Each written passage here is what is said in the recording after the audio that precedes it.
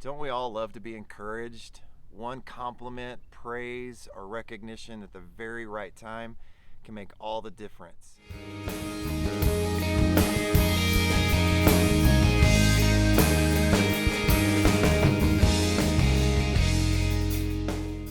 Encouragement gives us a snapshot of the way that God sees us.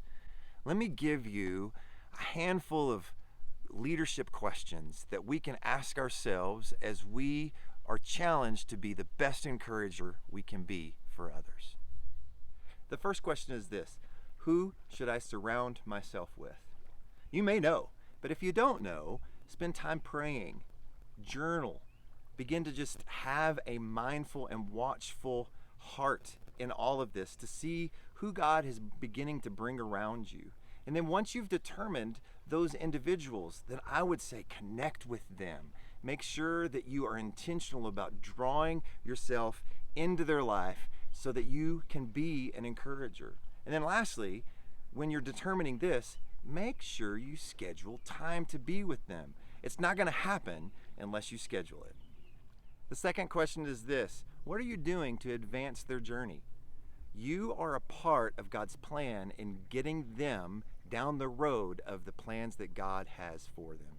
Your encouragement is the strength they need, maybe the voice of God they need to continue to think through and press through the things in life that are in front of them.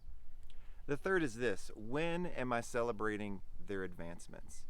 We have to be intentional. We have to think ahead. We have to be watching their lives and seeing the things that we can celebrate, and being intentional about celebrating those things is going to bring it to life for them. It's going to give them meaning, and it's going to give them hope, and it's going to give them direction. Number 4, where are these relationships going? Are we an encouragement or are we a downer? We need to make sure that we keep Jesus center of our conversations, center of our activities, center in our encouragement, to make sure that we continue to press on to the things that He has for us.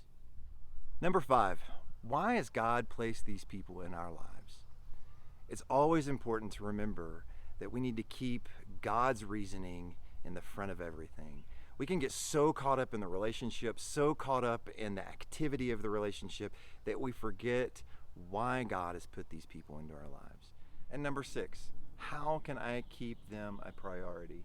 Life is going to get busy. Things are going to get in the way for both of you.